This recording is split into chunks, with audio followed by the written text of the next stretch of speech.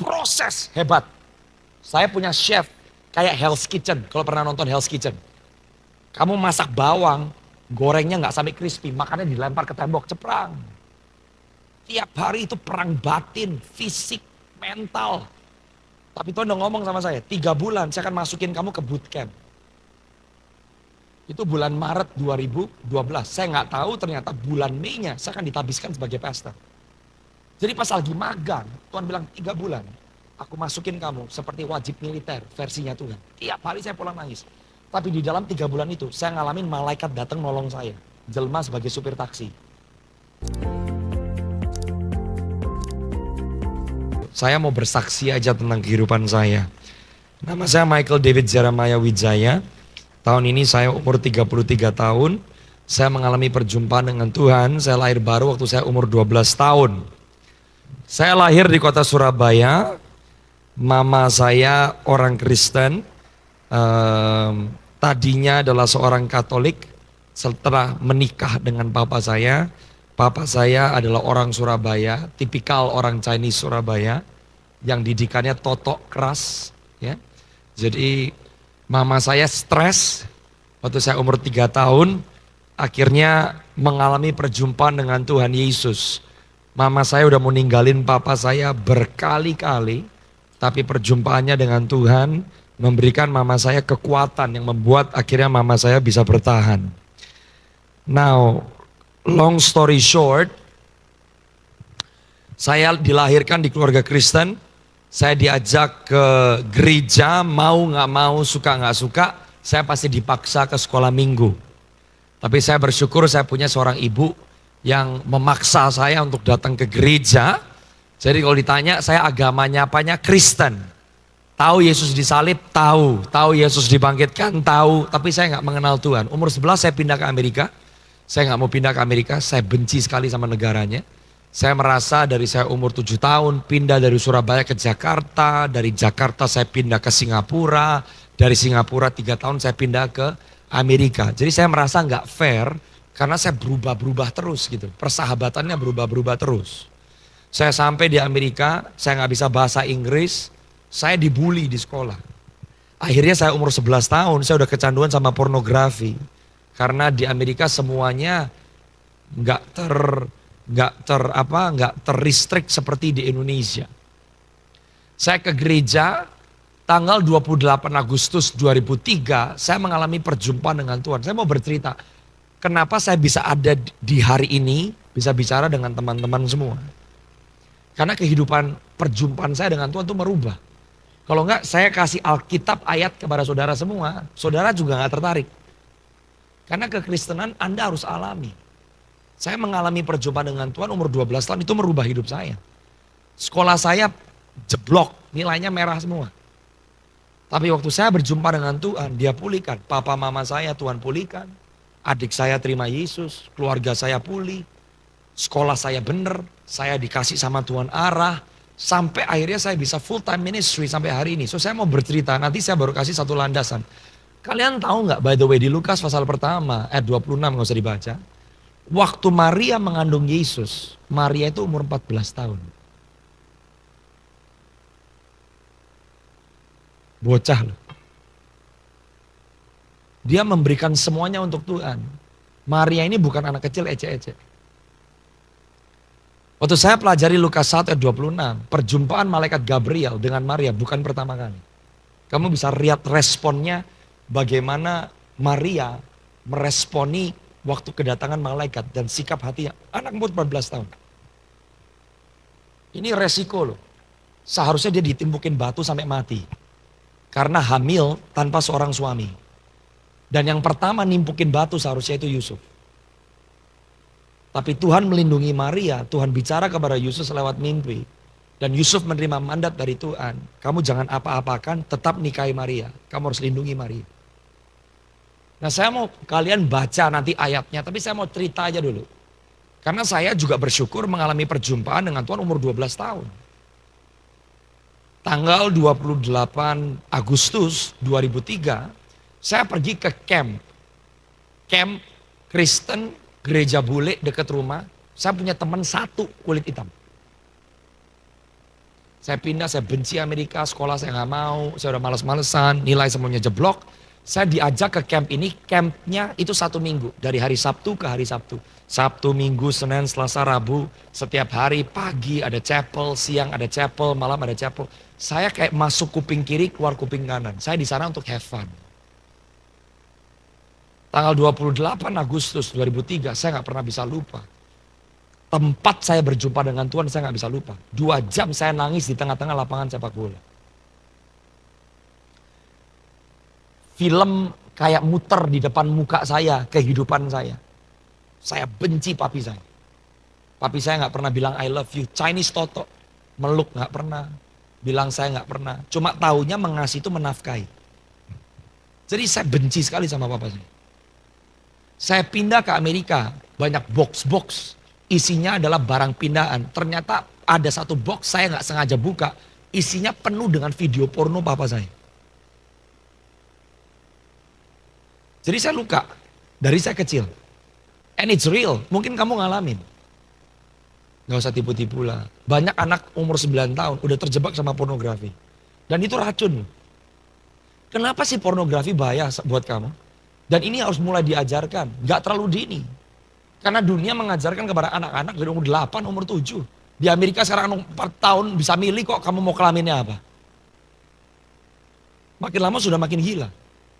Kenapa itu berbahaya? Yang dirusak sama musuh adalah konsep keluarga.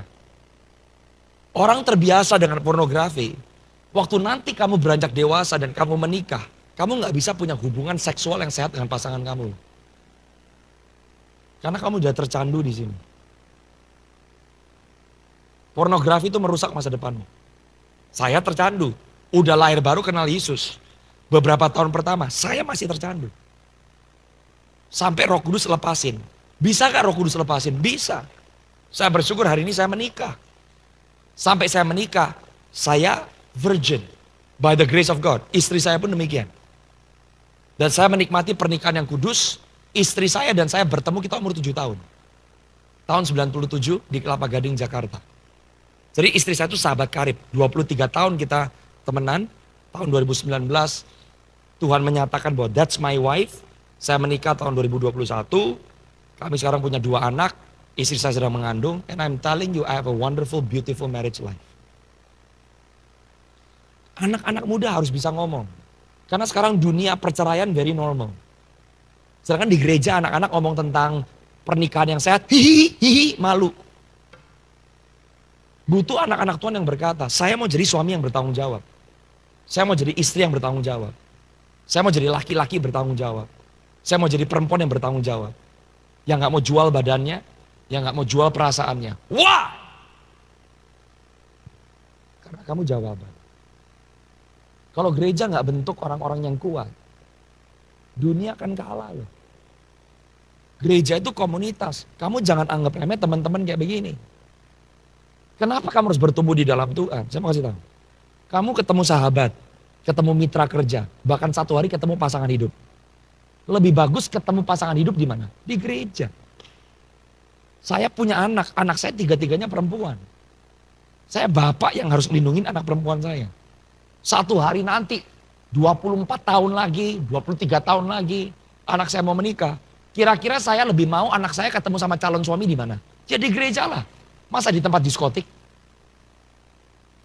Tapi kalau kita menjadikan gereja hanya tempat kita nongki-nongki, nggak ngerti ada bobot, Tuhan hadir, ada prinsip, kamu diajar, kamu diberkati, kamu berjumpa dengan Tuhan. Gereja akhirnya menjadi tempat yang nggak ada gunanya. Saya lahir baru umur 28 jam 10 malam tiba-tiba saya nangis di lapangan sepak bola. Saya berlutut 2 jam. Saya ngeliat hidup saya kayak film. Tapi ada kasih yang saya gak pernah alami dari orang tua saya. 2 jam saya dipenuhi kayak saya tuh disiram sama air. Yang menyegarkan. Saya lihat ke langit dan saya bilang, saya tahu Yesus tapi siapa kamu? Yang jamah saya malam hari. Dan saya dengar suara Tuhan audible. Saya dengar suara Tuhan audible beberapa kali. Bisa dihitung jari. Itu pertama kalinya saya dengar audible. Suaranya saya bisa dengar pakai kuping jasmani. Kayak ada orang ngomong di sebelah kanan saya. Dan dia panggil saya, Maisan. Malam hari ini, aku panggil kamu menjadi bagian dalam kerajaanku. Mulai hari itu saya pulang, saya kayak orang berubah. Papa mama saya bingung, kamu kesambar petir di mana? Kok berubah? Cara ngomong berubah. Saya bilang saya mau dibaptis. Hari Minggu bawa saya mau ke gereja Afrika kayak gereja. Bawa saya ke gereja. I fell in love with Jesus. 5 minggu saya ikut Tuhan, umur 12 tahun saya mulai melayani. Gulung kabel, ngangkat kursi, and I fell in love with Jesus. Tiap malam waktu saya pertama kenal Tuhan, saya baca Alkitab, saya nggak tahu dengar suara Tuhan. Akhirnya saya baca dari Kejadian 1, saya baca literally dan saya catat, saya salin ayatnya di buku. Setiap hari waktu saya dengan Tuhan 9 malam sampai 9.15. Every day. Dia mulai buka mata rohani saya. Tuhan mulai kasih penglihatan. Dia mulai kasih tujuan. Sekolah saya mulai pulih. Nilai saya nggak jeblok lagi. Dia mulai angkat saya. Saya pikir kalau saya udah lahir baru, saya bilang Tuhan, saya mau melayani Tuhan sepenuh waktu. Saya nggak mau sekolah, saya mau melayani. Tuhan bilang no, sekolah. Selesai SMA saya mau sekolah Alkitab. Tuhan bilang no, sekolah. Saya dibentuk. Saya pertama kali mimpin youth, saya umur 13 tahun. Jemaat pertama adik saya sendiri. Nangis bombay saya, mimpin satu anak itu. Dari 1 jadi 2, 2 jadi 3, 3 jadi 4, 10, 15. Sampai satu kali komsel di rumah saya 35 orang. Dari lebih dari 20 bangsa. Umur 21 tahun saya menjadi gembala, youth pastor. Saya khotbah umur 21 tahun. Tapi Tuhan gak izinin saya sekolah Alkitab. Saya sebel sama Amerika, saya mau pulang balik ke Indonesia.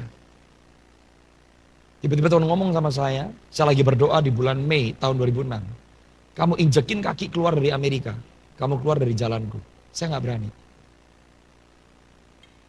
Tapi saya mau share sama teman-teman, kalau engkau berjalan dengan Tuhan, Tuhan atur hidup kamu. Sampai saya masuk ke pelayanan sepenuh waktu, saya gak pernah aplikasi satu pekerjaan. Pekerjaan yang datang nyari saya. Saya pernah kerja untuk Kementerian Perdagangan Republik Indonesia. Pernah. Saya pernah punya usaha kopi, pernah. Saya punya sarjana ekonomi, gak punya. Pernah belajar bisnis, gak punya. Punya sarjana perdagangan internasional, gak punya. Lah kok bisa? Selesai saya SMA, saya berdoa, saya bilang Tuhan, saya nggak boleh sekolah Alkitab. Saya mau sekolah apa? Tuhan bilang sama saya, sekolah masak kamu. Hah? Sekolah masak? Saya benci masak. Nggak pernah masak, suruh sekolah masak. Dan saya Chinese Surabaya. Laki sekolah masak untuk orang Chinese. Nggak lumrah itu. I told the Lord, Tuhan mau saya sekolah masak, saya akan sekolah masak. You talk to my dad. Kalau papi saya bisa nyuruh saya sekolah masak, saya sekolah masak. Gak tunggu berapa bulan kemudian, orang tua saya dan adik saya lagi makan siang di satu restoran. Gak ada angin, gak ada hujan, papa saya ngeliat ke saya bilang, kamu pernah gak kepikiran sekolah masak? Saya jatuh loh dari kursi, shock. Long story short saya bilang, oke Tuhan saya sekolah masak. 2,5 tahun saya sekolah masak. Selesai sekolah masak, untuk lulus saya harus magang. Saya magang di satu restoran 3 bulan. Tiap hari saya pulang nangis. Proses hebat. Saya punya chef kayak Hell's Kitchen. Kalau pernah nonton Hell's Kitchen. Kamu masak bawang, gorengnya nggak sampai crispy, makannya dilempar ke tembok, ceprang. Tiap hari itu perang batin, fisik, mental. Tapi Tuhan udah ngomong sama saya, 3 bulan saya akan masukin kamu ke bootcamp. Itu bulan Maret 2012. Saya nggak tahu ternyata bulan Mei-nya saya akan ditabiskan sebagai pastor. Jadi pas lagi magang, Tuhan bilang 3 bulan. Aku masukin kamu seperti wajib militer versinya Tuhan. Tiap hari saya pulang nangis. Tapi di dalam 3 bulan itu saya ngalamin malaikat datang nolong saya. Jelma sebagai supir taksi. God is serious, no. 3 bulan tiap pulang saya nangis bombay. Tapi di situ saya lihat kemuliaan Tuhan yang gak pernah saya alami. Saya dari tempat rumah ke tempat kerjaan naik sepeda 30 menit.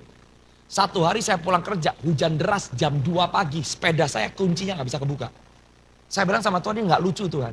Jam 2 pagi, saya mau pulang jalan kaki, berarti 2 jam, saya nyampe rumah jam 4 pagi. Kunci sepeda saya gak bisa kebuka. Saya udah ngedumel, udah marah.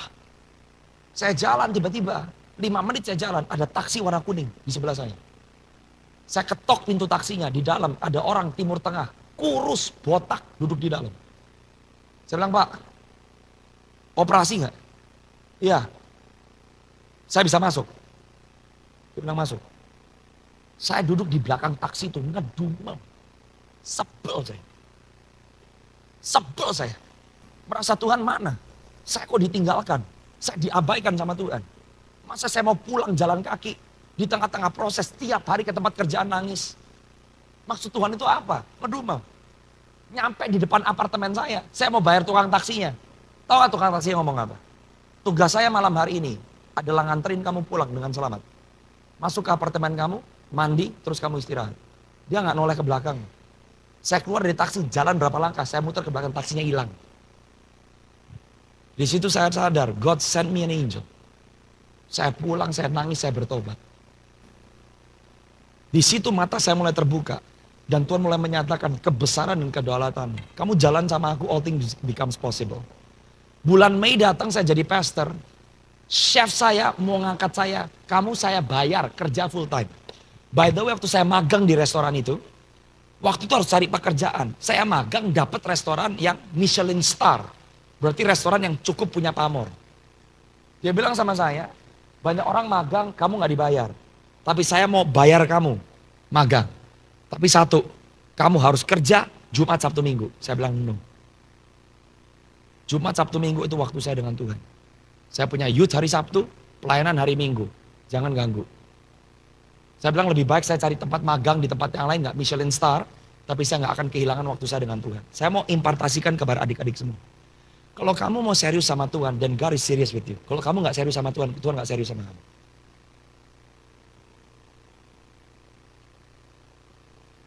Saya bilang sama chef saya, kalau kamu mau saya kerja buat kamu, saya mau Senin sampai Kamis.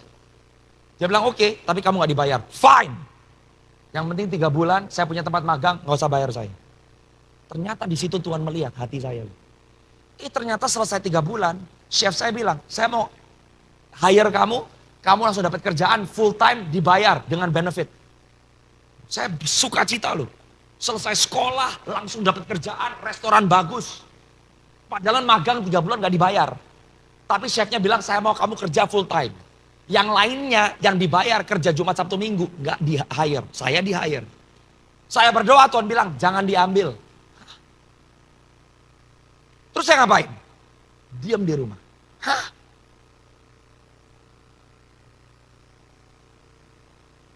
Saya duduk di rumah 6 bulan. Malu sama papa saya. Dibiayain sekolah. Udah selesai, bukannya kerja cari duit, duduk di rumah. Tuhan proses saya 6 bulan, saya disuruh diam. Every day, saya cuma duduk di sofa. I pray, I read my Bible, I seek the Lord. September 2012, saya gak bisa lupa. Tiba-tiba, telepon saya bunyi dari nomor yang saya gak kenal. Ini Michael, saya bilang yes. Siapa ini? Direktur Indonesia Trade Promotion Center yang ada di Los Angeles. Dari Kedubes. Hah? Boleh gak kamu datang? Saya mau bicara sama kamu. Ini Kementerian Luar Negeri. Saya umur berapa waktu itu? 21 tahun. Setelah lulus SMA, saya pernah magang 1 bulan. Magangnya ngapain? Jadi office boy. Sebulan. Nyusun kertas, nyusun file. Jangan anggap remeh perjalanan kamu dengan Tuhan. Kalau kamu libatkan Tuhan, sekecil apapun, Tuhan bisa bikin besar. Saya duduk sama direktur Indonesia Trade Promotion Center. Dia ngomong ABC, ABC. Oke. Saya mau tawarin kamu kerja. Jadi penganalisa perdagangan. Saya bilang, Pak, salah orang. Saya lulusan masak, Pak, masak. Saya gak pernah belajar perdagangan internasional. Saya gak punya background data. Gak punya background ekonomi, gak pernah belajar finance. Tahu gak orang yang ngomong apa? Saya gak peduli. Saya lagi nawarin kamu kerja. Mau diambil atau enggak? Gaji pertama 20 juta. Saya bilang, Pak, kasih saya 3 hari. Saya pulang, saya mau berdoa. The moment saya mulai berdoa, Tuhan bilang, why are you praying? Kenapa kamu doa? Saya yang kasih kamu kerjaannya, no? Ambil! Kerjalah saya buat Kementerian Perdagangan Republik Indonesia. Gak taunya pada zaman itu, menterinya, anaknya sekolah masak. Tuhan taruh saya 2,5 tahun sekolah masak. Hanya supaya saya dipersiapkan untuk pekerjaan itu. 3 tahun saya di situ. Tiba-tiba tahun 2015 Tuhan bilang, siap-siap. Bentar lagi kamu keluar dari sini. Kemana saya? Saya boleh mulai pelayanan full time? No. Satu hari konsul jenderal, di bawahnya duta besar. Mau pergi dengan importir biji kopi dari Indonesia. Orang Indonesia. Pengusaha. Tugas saya hari itu supir. Foto, kumpulin data buat Pak Konjen. Saya datang di kantor pengusaha ini. Si pengusaha ngeliatin saya dari atas, bawah, dia liatin. Saya pikir ini orang aneh atau apa sih? Kenapa saya dilihatin kayak begitu? Dia bilang, Pak Michael, saya boleh minta kartu nama? Saya kasih. 2 minggu kemudian, saya dipanggil. Saya mau ajak ketemu. Saya bilang, kenapa? Si pengusaha kopi ini bilang, saya baru beli gudang. Saya mau buka usaha baru, pemanggangan kopi, coffee roaster. Mesinnya udah ada, kopinya udah ada, mereknya udah ada, gedungnya udah ada. Kita lagi nyari CEO buat pimpin perusahaan ini.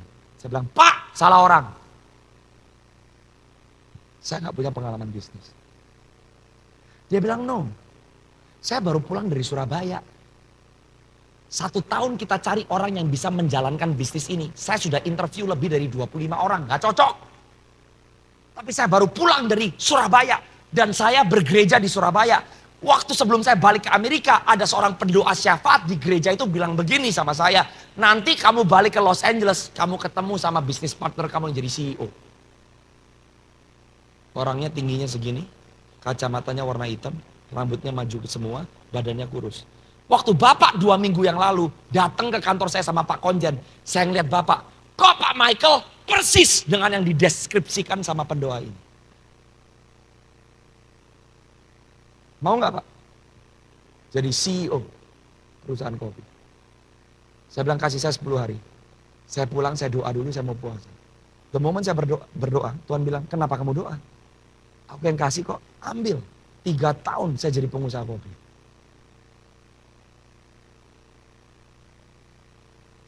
2018 datang. Tiba-tiba Tuhan bilang, are you ready? Ini saatnya kamu masuk full time ministry. By the way, gara-gara saya pengusaha kopi, saya pernah ketemu Presiden Jokowi. You see, when God wants to open doors for you, Jokowi baru dilantik jadi presiden waktu itu, pergi ke Amerika. Saya suguhin kopi saya, salaman dengan beliau. Lewat perusahaan kopi itu, Tuhan buka banyak pintu. Pertama kali saya melayani di Indonesia, cuma diundang 1 gereja. Tuhan kasih saya visi 2014. Saya udah kerja waktu itu di Konjen. Saya punya gaji. Tuhan suruh saya pergi ke Israel. Saya kosongin setengah tabungan. Tuhan cuma bilang kamu pergi ke Israel. Saya mau bicara sama kamu di Israel. Sendirian 24 tahun. Sampai di Israel saya 1 minggu. Saya berdoa. Saya gak bisa lupa itu. Rabu malam jam 11 malam. Tiba-tiba Tuhan mulai bicara. Saya akan bawa kamu ke bangsa-bangsa. Ada 5 negara yang akan jadi PR kamu. 5 negara termasuk Indonesia. Saya bilang Tuhan, saya di gereja kecil, gimana caranya saya bisa pergi ke negara-negara ini? Tuhan wanti-wanti saya, kamu tidak pernah boleh minta diundang pelayanan. Setiap kali kalau kamu pelayanan, aku yang buka pintu buat kamu. Buat saya itu mustahil. Gereja saya YouTube aja gak punya kok. Saya khotbah di gereja saya setahun sekali juga kagak. But God gave a promise.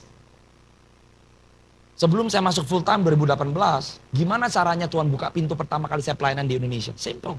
Saya lagi jalan ke Indonesia karena sepupu saya menikah. Saya mau ketemu sama sahabat saya bergereja di Jakarta, ibadah jam 4 sore. Temen saya bilang, Mike, kita ketemuan yuk. Tapi saya ibadah dulu jam 4. Kalau kamu mau temenin saya ke gereja, setelah gereja kita makan bareng. Saya bilang, saya suka ibadah. Jam 4 sore saya pergi ke gereja ini, gereja besar, jemaatnya ribuan. The moment saya masuk di pintu depan, ada seorang usher ibu-ibu salaman tangan. Saya pegang tangannya, tiba-tiba Tuhan mulai bicara kepada saya tentang kehidupan ibu ini. Saya gak pernah ketemu sama dia. Saya bisa tahu apa yang dia lagi alami, saya bisa tahu semua. Saya bilang sama teman saya, kamu kenal gak sama ibu ini? Dia bilang kenal, itu sahabat saya. Saya dapat pesan dari Tuhan. Gini deh, Saya rekam pesannya pakai voice note di telepon kamu, kasih aja ke dia. Kalau saya udah sampein pesan Tuhan, bagian saya udah selesai. Udah tuh, saya balik ke Amerika. Yang aneh, seminggu kemudian teman saya yang gereja di situ pindah gereja, udah nggak pernah balik di gereja itu. Tapi pesannya udah nyampe ke ibu itu. Nangis ibunya. Dia kaget gemetaran. Siapa orang ini? Nggak pernah ketemu sama saya nggak kenal dia, kok dia bisa tahu tentang hidup saya. Rekamannya nyampe di gembalanya. Gembalanya bilang, lain kali yang namanya Michael Wijaya datang lagi ke Jakarta, suruh dia khotbah di gereja kita. Itu pintu pertama. 2018, bulan September Tuhan bilang, sekarang jual saham kamu, tinggalin bisnis kamu. Ini waktunya masuk ke pelayanan sepenuh waktu. Long story short, 2018 itu bulan September. Desember saya kembali ke Indonesia, pelayanan di gereja yang sama. Dan saya pertama kali masuk ke Pulauan Manado. Gimana ceritanya saya bisa masuk ke Pulau Manado? 2017 bulan Desember, saya lagi ada di Jakarta. Melayani di gereja itu. Satu gereja. Saya bayar tiket sendiri loh dari uang hasil kerja saya. Kamu mau dipakai Tuhan, bayar harganya. Uang saya bisa pakai liburan. Dari 2017, 2018 saya pelayanan ke Indonesia, saya bayar tiket sendiri. Gak terima PK. Cuma ke satu gereja. 2017 saya lagi di Jakarta, saya tidur di hotel Double Tree Cikini, saya gak bisa lupa. Jam 2 pagi, saya ngalamin perjumpaan. Bukan mimpi, bukan penglihatan. Saya masuk ke trance. Seperti saya ngalamin daging. Di tengah-tengah kamar hotel saya, muncul seorang perempuan. Buka pintu. Dia sebut nama saya, Pastor Michael. Please, masuk ke pintu itu. Saya masuk ke pintunya, di atas pintu itu ada tulisan Manado. Problemnya cuma satu, saya nggak tahu Manado itu di mana. Saya nggak kenal siapa-siapa di Manado. Tapi Tuhan bilang kamu harus pergi ke Manado. Digenapi di tahun 2018. Bulan Juli 2018, saya ketemu sama perempuan yang saya ngelihat di dalam hotel saya. Dan Tuhan bilang sama saya, sesuai dengan mimpi kamu, minta sama dia. Dia yang aku udah siapin, suruh buka pintu buat kamu di kota Manado. Saya datang ke ibu-ibu ini. Saya harus pergi ke kota Manado. Anda dari kota Manado. Yang Tuhan ngomong, kamu buka pintu buat saya di kota Manado. Dia bilang, siap pastor. 1 minggu kemudian dia balik ke saya, dia bilang, ini pastor, 1 minggu jadwal pelayanan di kota Manado. Nama denominasi gerejanya, saya nggak tahu, nggak kenal. Tapi saya cuma terima mandat, harus pergi ke kota Manado. Saya nggak akan pernah bisa lupa, itu Desember 2018. Deg-degan, pertama kali pergi ke tempat yang saya nggak pernah pergi, sendirian, nggak kenal siapa-siapa, nyampe ke airport orangnya bawa pelang, Pastor Michael Wijaya. Jujur saya di Bandara Soekarno-Hatta, hati saya spot jantung. Saya bilang saya perlu engkau Tuhan, saya perlu engkau Tuhan. Saya lagi mau masuk di pintu, Terminal 3, saya nggak bisa lupa ini. Tiba-tiba saya dengar suara dari belakang saya, Pastor Michael. Itu kali kedua saya dengar suara audible. Saya noleh ke belakang. Saya bukan lihat manusia. 3 malaikat berdiri di belakang saya. Saya baru ngerti loh tentang angelic order. Dia nyebut saya bukan Michael. Dia sebut Pastor Michael. Kami bertiga diutus oleh Tuhan. Menyertai perjalanan kamu ke Manado. Jangan takut, Tuhan beserta dengan engkau. Waktu selesai saya dengar kata-kata itu. Kayak ada kekuatan rohani. Masuk di dalam roh saya. Saya naik pesawat, saya bilang, yes! Saya siap ke Manado. Di situ pelayanan saya terbuka di Indonesia pertama kali. Selama 2 tahun saya di Pulau Sulawesi Utara. Masuk ke desa sampai ke Sangir Talaut. Salah satu pulau yang paling utara di Indonesia. Saya pernah KKR di sana. April 2019 saya mau disantet sama dukun. Malam kedua KKR ada orang diutus untuk bunuh saya. Di situ saya alami pertama kali kuasa Tuhan. Di mana Tuhan melindungi, Tuhan menyertai. Orang yang diutus bunuh saya pelepasan terima Yesus.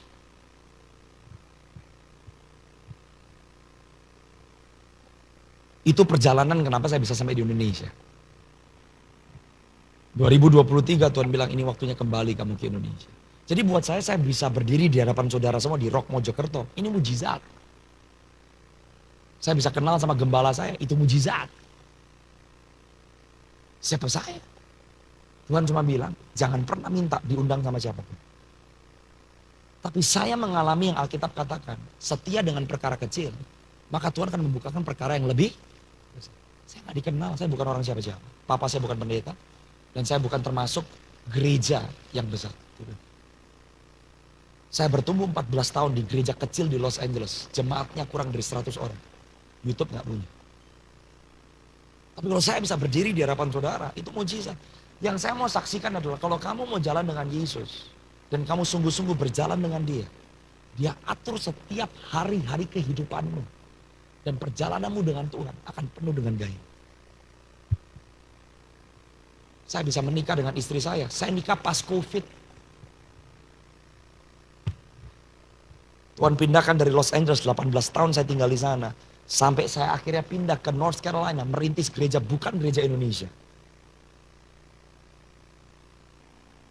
Di tengah-tengah COVID. Saya nggak pernah mimpi seorang Indonesia. Jemaat saya di North Carolina bukan orang Indonesia. Kulit putih, kulit hitam. Saya punya jemaat orang Zimbabwe, orang Itali, orang Filipina, orang Korea.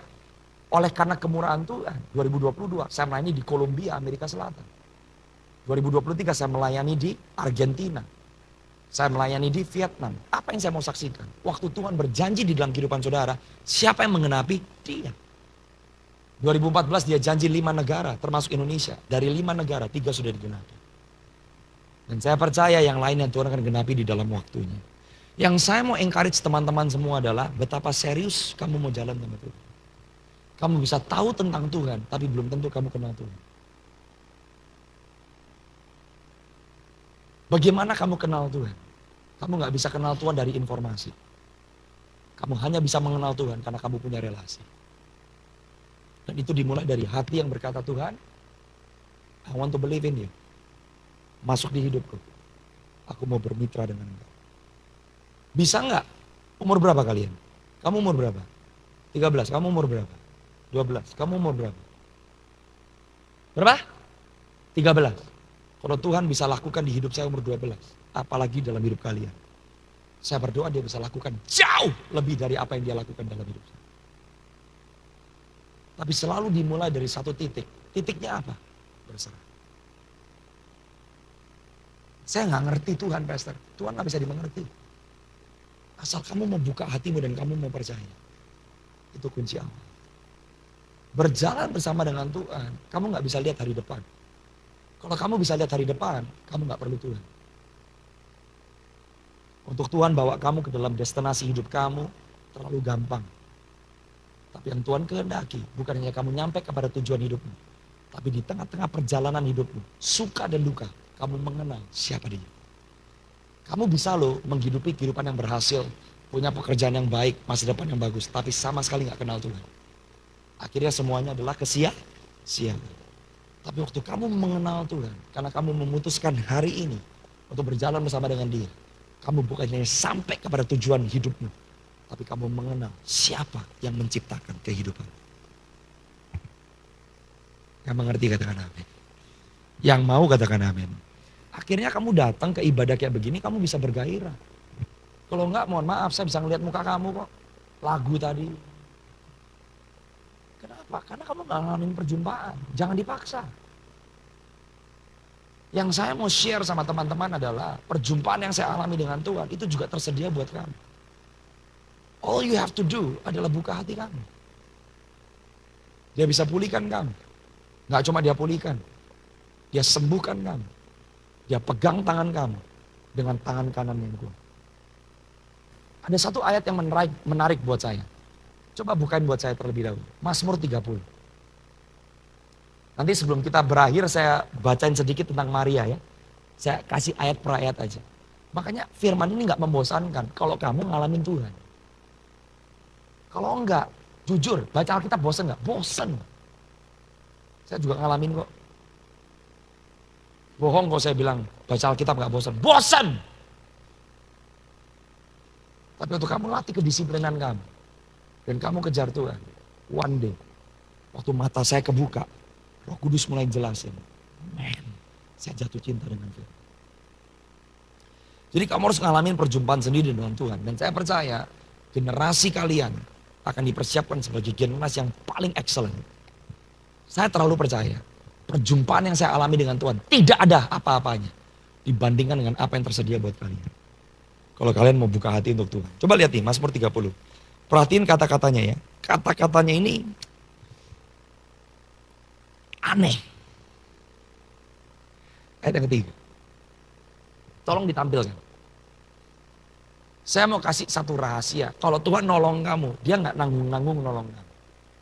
Ini ayat buat saya misteri ini. Mazmur 30 ayat yang ketiga. Oke, ayat yang ketiga.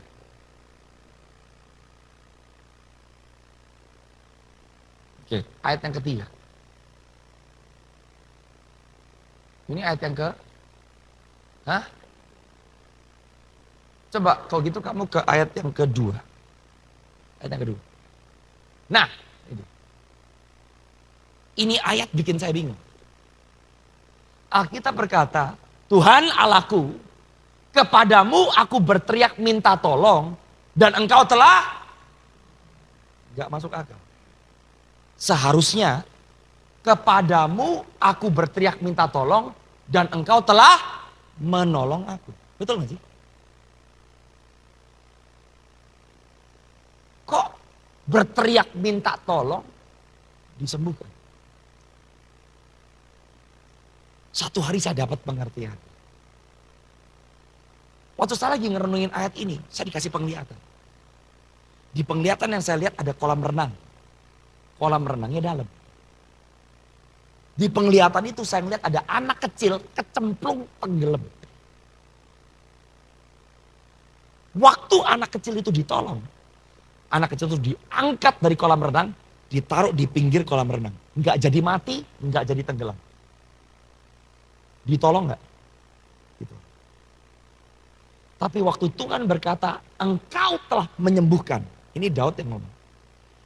Di dalam penglihatan itu, Tuhan gak cuma angkat anak kecil itu ditaruh di pinggir kolam, gak jadi mati karena tenggelam.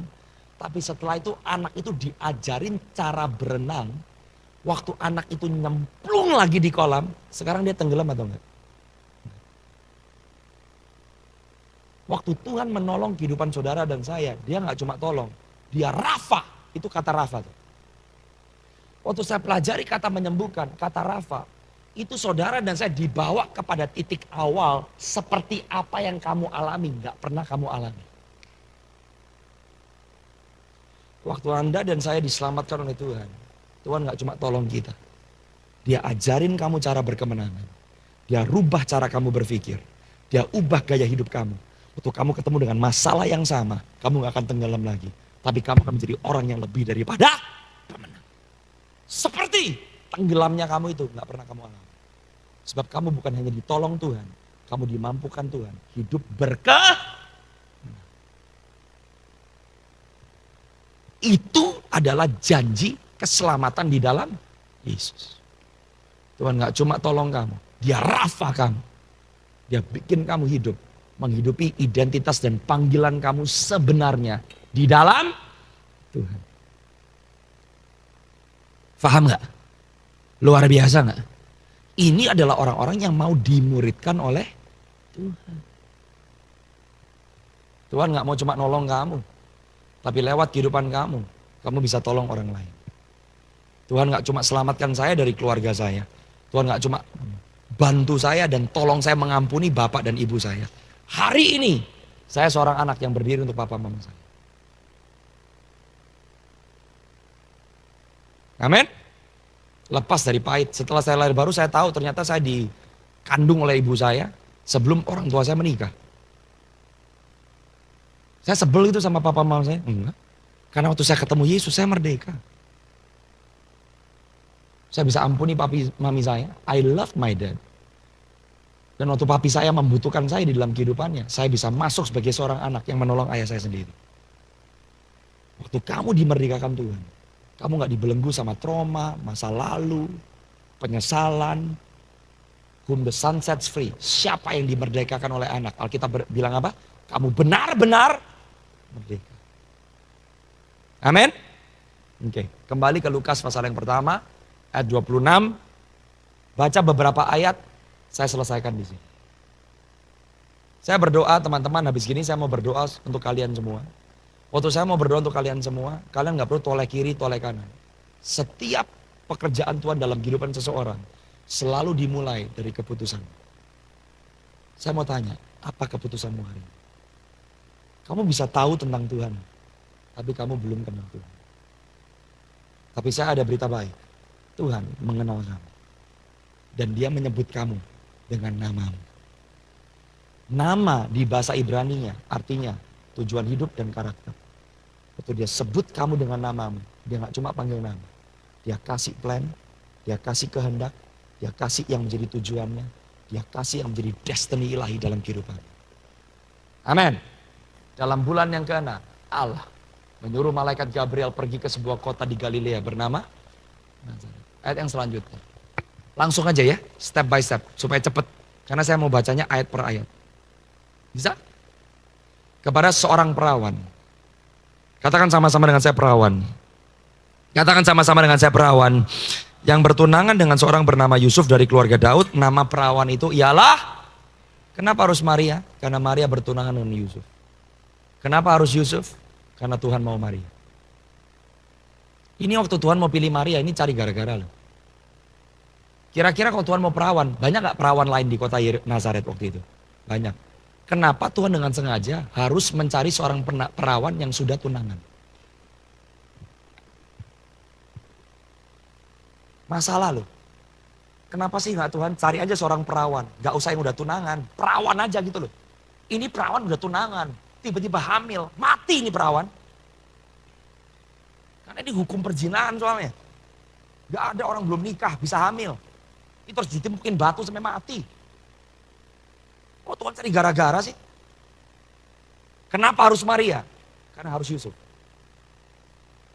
Kenapa harus Yusuf? Karena harus Maria. Saya mau kasih beberapa prinsip. Waktu Tuhan mau pakai hidup kamu. Yang pertama, dia cari seorang perawan. Perawan itu adalah orang yang mau mengususkan hidupnya. Kamu milih, kamu gak mau cemari hidup kamu.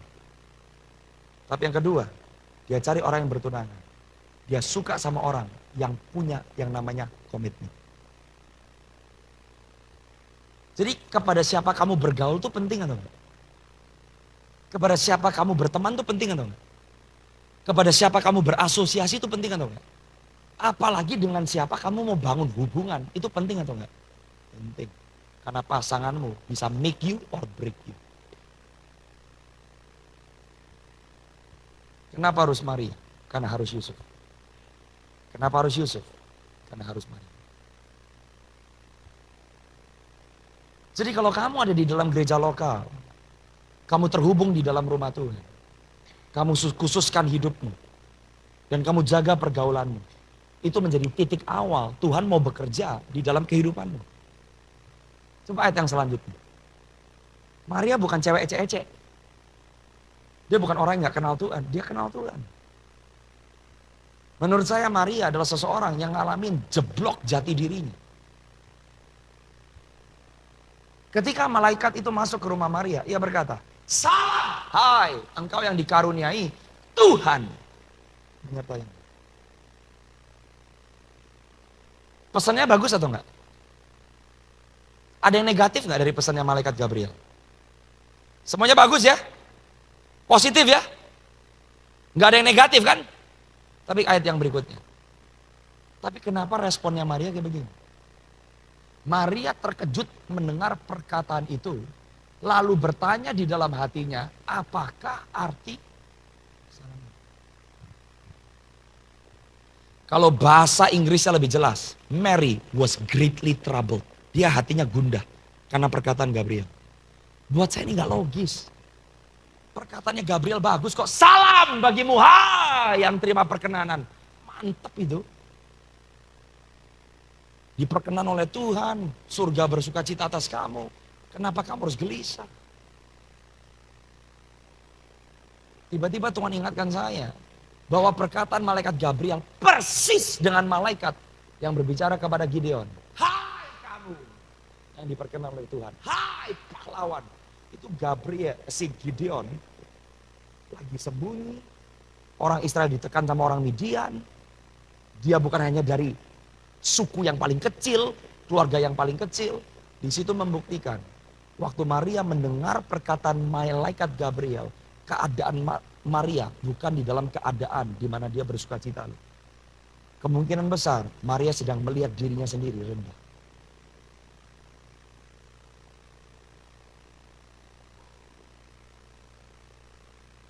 Mungkin kamu lagi merasa diri kamu rendah. Mungkin gak ada orang lain yang tahu apa yang kamu sedang hadapi di rumah tangga.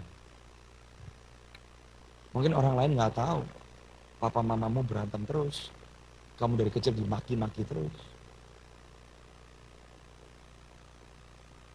Maria ada di dalam sebuah keadaan, dia berkata dan bertanya di dalam hatinya, layak gak aku? Masa sih aku diperkenan oleh Tuhan? Siapa aku? Tuhan selalu mencari orang yang rendah hati. Kerendahan hati adalah sebuah postur hati yang berkata, aku membutuhkan kamu Tuhan.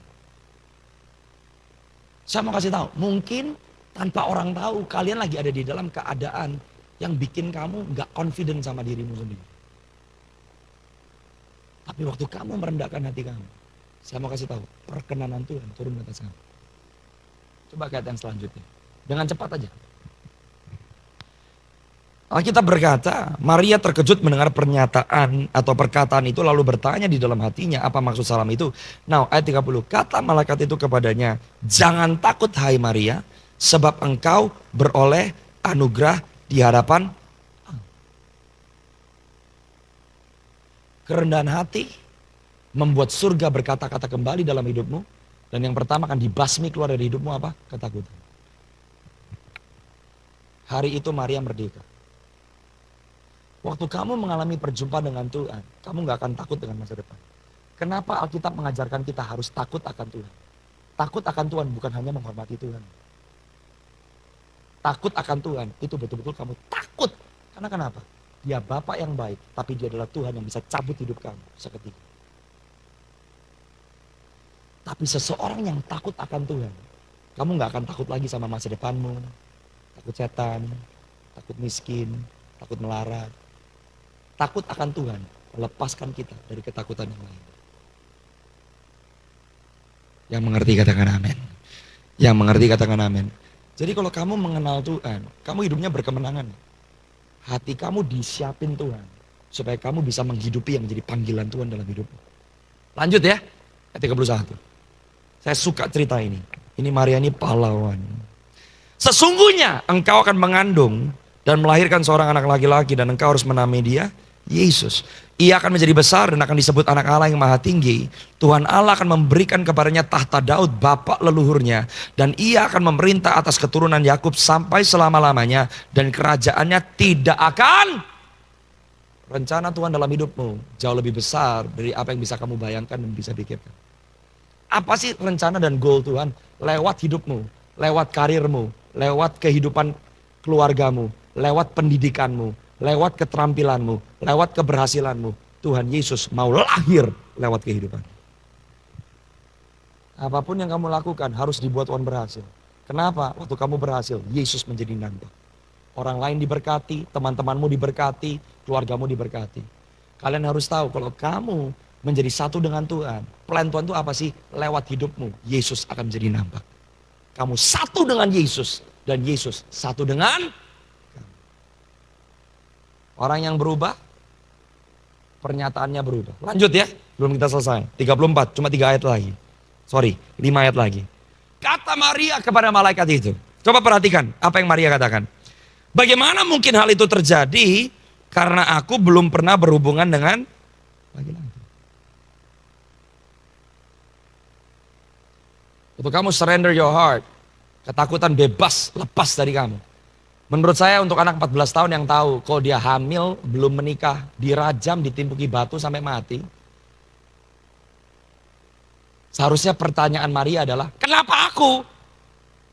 Mati loh aku.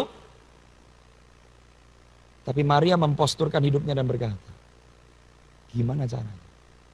Aku gak bisa. Aku gak qualified. Gak masuk akal. Aku bakal keluar dari zona nyaman. Aku bakal kehilangan nyawaku. Aku bakal kehilangan reputasiku. Tapi aku mau tahu kehendak Tuhan. Aku mau tahu cara Tuhan bekerja. Aku gak mau pakai otakku sendiri. Tapi aku mau berserah kepada cara Tuhan yang besar. Ayat 35. Jawab malaikat itu kepada Maria. Roh Kudus akan turun atas kamu. Dan kuasa Allah yang maha tinggi akan menaungi engkau. Anak yang dilahirkan itu kudus dan akan disebut Hatimu terbuka? Kamu mau berserah? Kamu mau bermitra dengan Tuhan?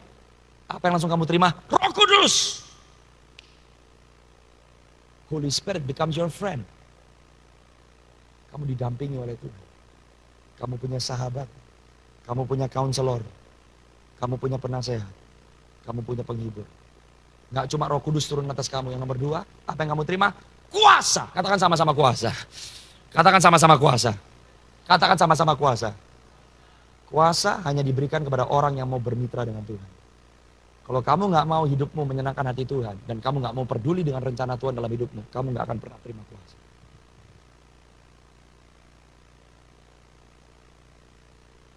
Jadi keputusan kamu menentukan. Kamu mau terima kuasa? Kamu mau lihat yang mustahil jadi mungkin? Butuh kerjasama. Yang mengerti katakan amin. Yang mengerti katakan amin. Saya selesaikan. Ayat 36, 37. Lihat, Elisabeth anakmu itu, ia pun sedang mengandung seorang anak laki-laki pada hari tuanya. Inilah bulan yang ke-6 bagi dia yang disebut mandul itu. Sebab bagi Allah tidak ada yang mustahil. Nah, ini baru orang-orang yang bermitra dengan Tuhan. Anak-anak muda, kalau hari ini kamu mau buka hatimu. Dan kamu mau berkata, Tuhan, aku mau terima ajakan dan undangan dari Tuhan. Gak cuma terima Yesus supaya masuk surga. Tapi aku mau hidupku melakukan kehendak Bapa. Maka kamu akan mulai melihat di dalam setiap musim hidupmu. Yang mustahil jadi mungkin. Amin. Ayat terakhir. Kata Maria. Ini perempuan yang diubahkan. Anak 14 tahun bisa ngomong kayak begini, ini ajaib. Kata Maria. Sesungguhnya aku ini adalah. Jadi kamu hamba Tuhan atau bukan? Jadi hamba Tuhan itu pendeta. Hamba Tuhan hanya pengkhotbah. Hamba Tuhan hanya gembala. Setiap orang yang mau bermitra dengan Tuhan Yesus, kamu hamba Tuhan. Jadilah padaku menurut perkataan. Lalu malaikat itu ngapain? Meninggal. Tidak ada seorang manusia pun selain Maria yang Tuhan pakai rahimnya melahirkan raja segala raja. Panggilan Maria spesifik, gak bisa diduplikat, gak bisa direplikit. Hanya ada satu Maria, hanya ada satu manusia yang dipercaya oleh Tuhan melahirkan dan mengasuh Raja Damai. Kalau kamu mau bermitra dengan Tuhan, panggilan hidup kamu gak bisa direplikit sama orang lain. Mungkin kamu merasa orang lain talentanya lebih bagus dari kamu, orang lain lebih kaya dari kamu, orang lain lebih pintar dari kamu. Kalau kamu mau bermitra dengan Tuhan, hari ini dengar perkataan saya. Kamu akan menghidupi tujuan Tuhan yang otentik. Gak ada orang bisa jadi seperti kamu. Kamu akan perkasa di hadapan Tuhan. Hidup kamu gak sia-sia. Kamu gak akan main-main sama hidup kamu. Kamu gak akan bandingkan hidup kamu sama orang lain. Kamu gak mau bunuh diri, cabut diri. Kamu gak mau rusak badan kamu. Karena kamu tahu dan kamu berkata, jadilah padaku seperti yang kamu kehendaki. Setiap kalian punya destiny yang unik. Dan saya berdoa, perjumpaanmu dengan Tuhan akan memulai suatu perjalanan di mana kamu akan menghidupi kehidupan yang bergairah dan berkemenangan. Kejadian kamu Alkitab berkata aja. Hari ini saya berdoa, kalau kamu sempat merasa kamu gak layak, kamu gak bisa, kamu gak ada artinya, kamu bahkan mau bunuh diri, kamu mau melukai hati kamu mau jual diri kamu, harga dirimu, hari ini pulang, tahu dan mengerti, kamu anak raja. Dan tangan Tuhan ada atas hidupmu. Yang mau katakan amin. Yang mau jadi Maria, angkat tanganmu tinggi-tinggi. Mari berdiri semuanya dalam hadirat Tuhan.